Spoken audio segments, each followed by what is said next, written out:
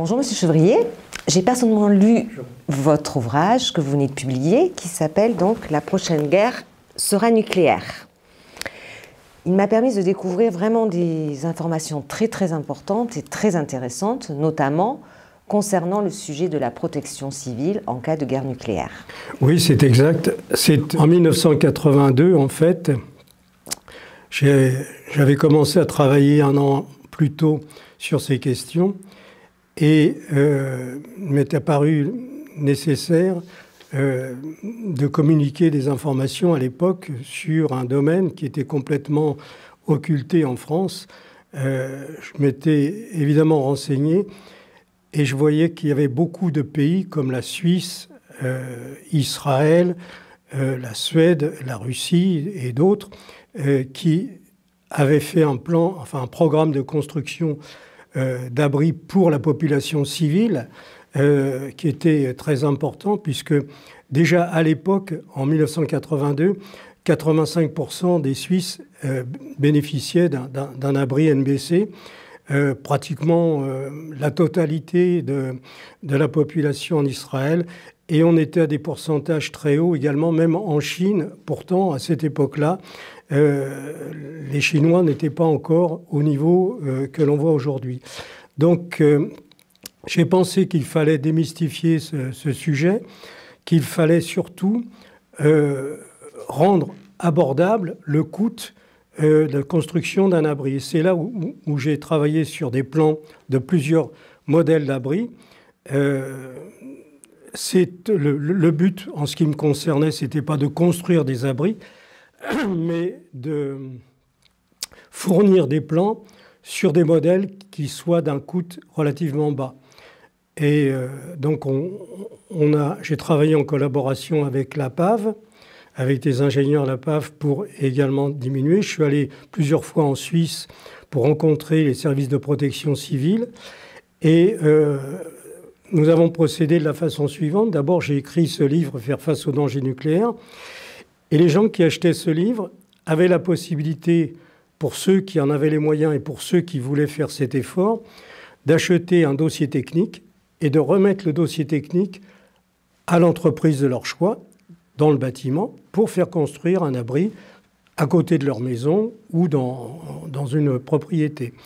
Ce qui a été fait d'ailleurs parce que j'ai été invité à l'époque par la Fédération française du bâtiment et j'ai pu me rendre compte que des sociétés de taille moyenne et même des sociétés importantes ont construit quelques abris pour des particuliers à partir des plans que j'avais réalisés.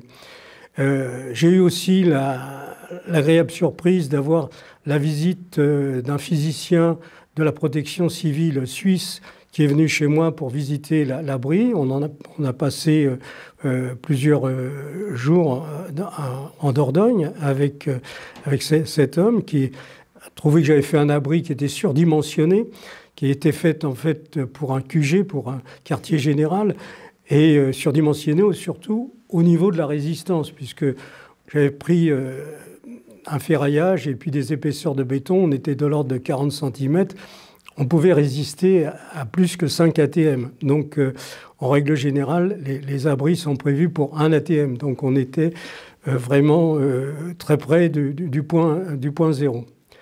Voilà. Et donc,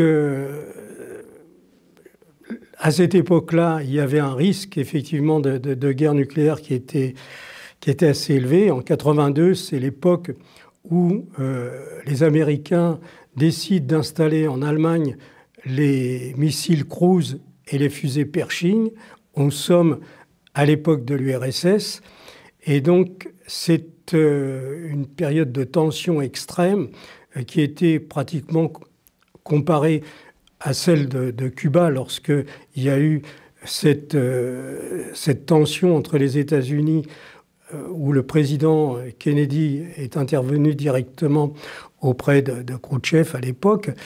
Et là, on était dans une période de tension élevée.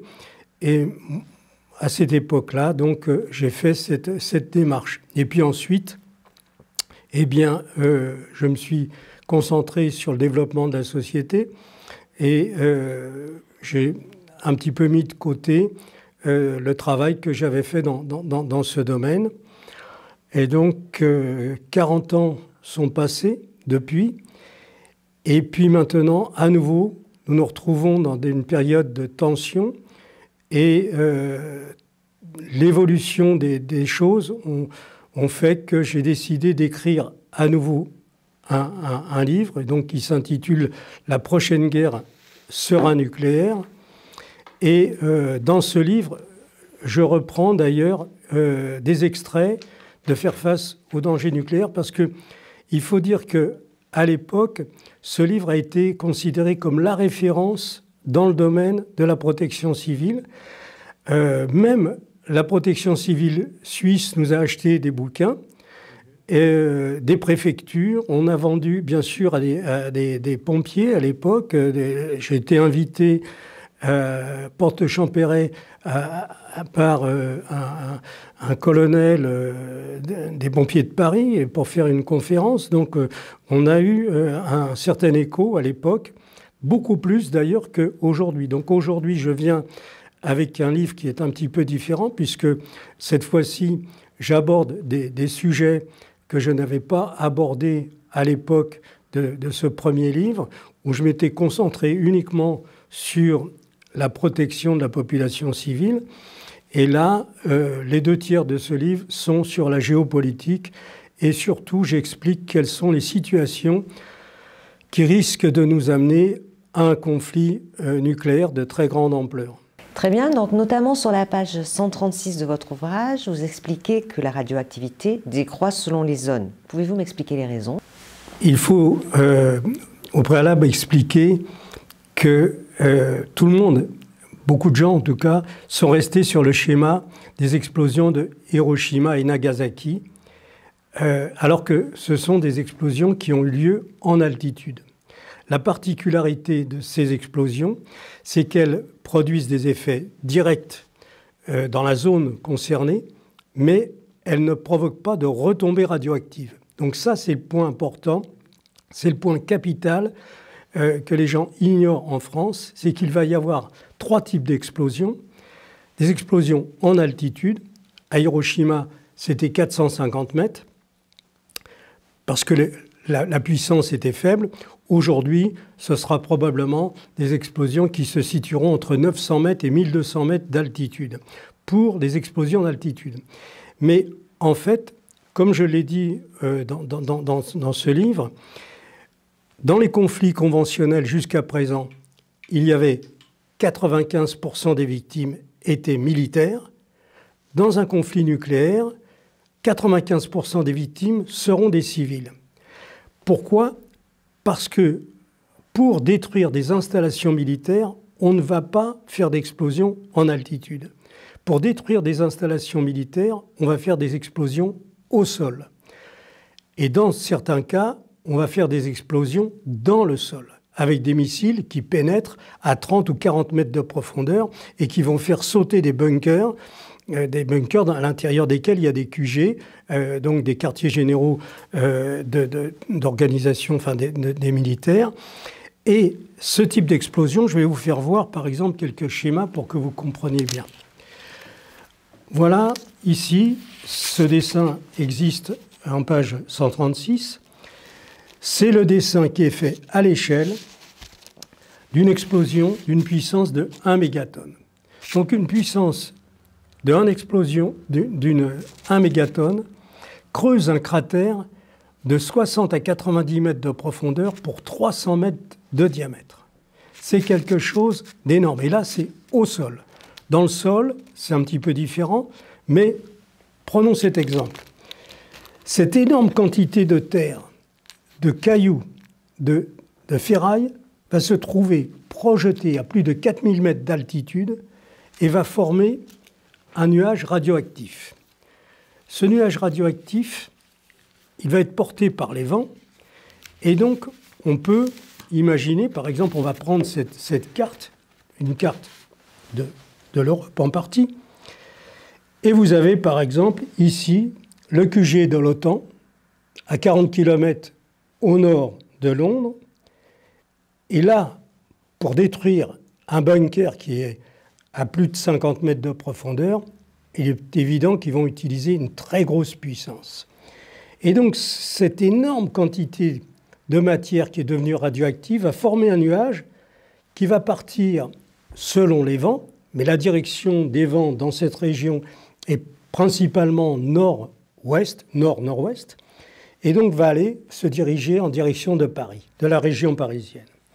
Et ce que les gens ignorent, c'est qu'ils vont disposer, selon la distance par rapport au point zéro, vous voyez le point noir qui est ici, c'est le point zéro, c'est le point d'explosion. Mais entre ce point d'explosion et la région parisienne, il peut se passer 8 heures, 10 heures.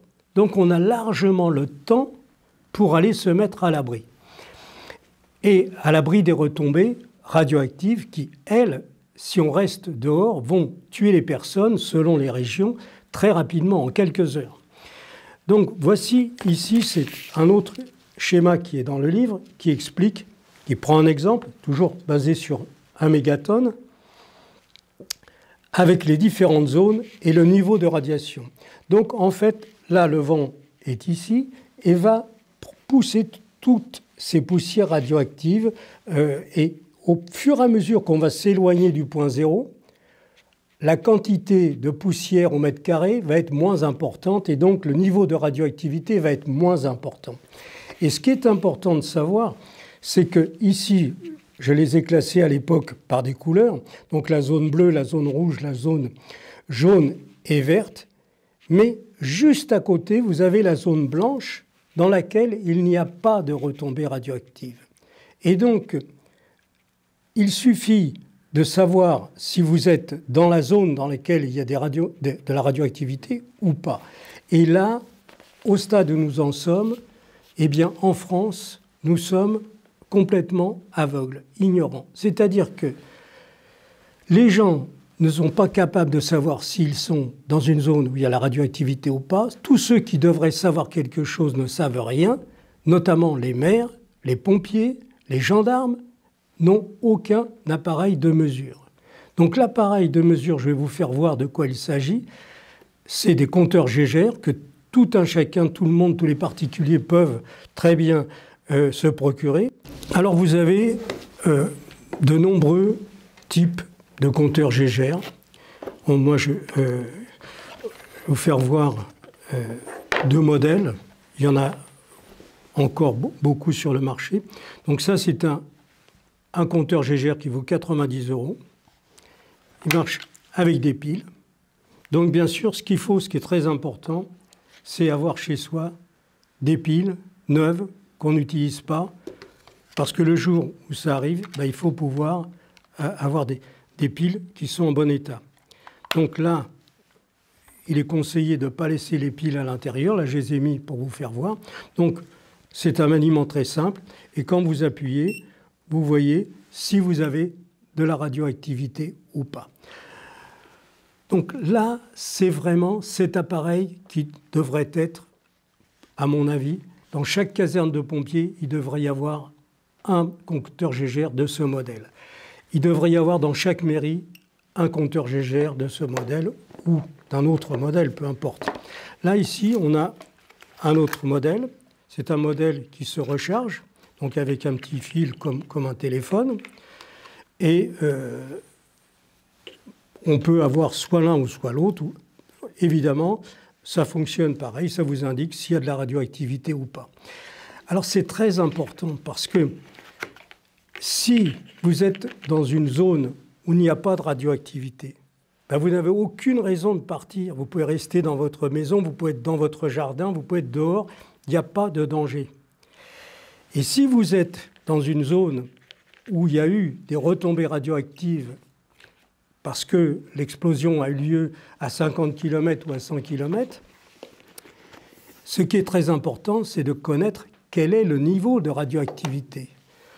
Parce que les gens qui ont survécu à Hiroshima ont accumulé au fil du temps des doses jusqu'à 400 voire 500 rem. C'est énorme, mais on peut très bien recevoir une dose de 25 rem. Alors évidemment, dans une seule fois, c'est la dose maximum, mais on peut survivre à ça. Ce n'est pas immédiat. Donc ce qui compte, c'est quel est le niveau de radioactivité qu'il y a dans la région dans laquelle on est concerné. Et ensuite, le deuxième point important qui est expliqué dans le livre, c'est que cette radioactivité, c'est-à-dire c'est le rayonnement gamma qui traverse des murs, qui traverse... c'est une radioactivité qui décroît très rapidement. La vitesse à laquelle la radioactivité décroît, c'est un calcul qui se fait d'une façon relativement simple. À chaque fois qu'on multiplie le temps par 7, on divise le niveau de radioactivité par 10. Donc, si vous êtes au départ dans une zone où il y a, par exemple, un rayonnement de 350 rad/heure, on parle en rad, moi je suis resté maintenant, les gens parlent en millisieverts, mais on a des tables de conversion qui sont indiquées, c'est très facile. Moi je continue à parler en rad parce que c'est un petit peu plus facile, et, comme on était habitué avec ce type de mesure. Et donc, quand 1 heure après l'arrivée du nuage, vous êtes à 350 rad, 7 heures plus tard, vous êtes à 35 rad. 49 heures plus tard, c'est-à-dire qu'on multiplie le temps par 7, vous êtes à 3,5 rad. Et donc, ce qu'il faut savoir pour les gens qui habitent par exemple en ville, il y a une nécessité d'être informé, de savoir ce qu'il faut faire.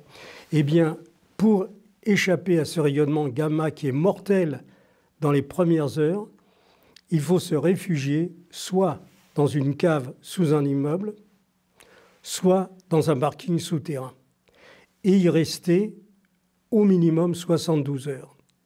Et là, vous sauvez votre vie, vous sauvez la vie de votre famille en restant ce temps minimum. Ensuite, vous pouvez sortir pour 10 ou 15 minutes, toujours pareil, en fonction du niveau qu'il va y avoir dehors. Vous savez que vous allez pouvoir rester 1 heure, vous allez pouvoir rester que 10 minutes pour aller chercher de l'eau, pour aller chercher du pain. Et autre point important qui est expliqué dans le livre, c'est qu'une personne qui a reçu une certaine dose de radioactivité n'est pas contagieuse, elle ne met pas les autres en danger. Quand vous sortez, par exemple, de votre parking souterrain, vous allez chercher 6 bouteilles d'eau, vous revenez auprès de votre famille, même si vous avez reçu une petite dose de radioactivité, vous n'allez pas rayonner et mettre en danger les autres. Donc, on peut aussi s'organiser pour être à tour de rôle, sortir pour chercher de la nourriture ou chercher du pain. Enfin, après, bien entendu, il va falloir sortir de cette zone qui est contaminée et savoir où sont les zones qui ne sont pas contaminées.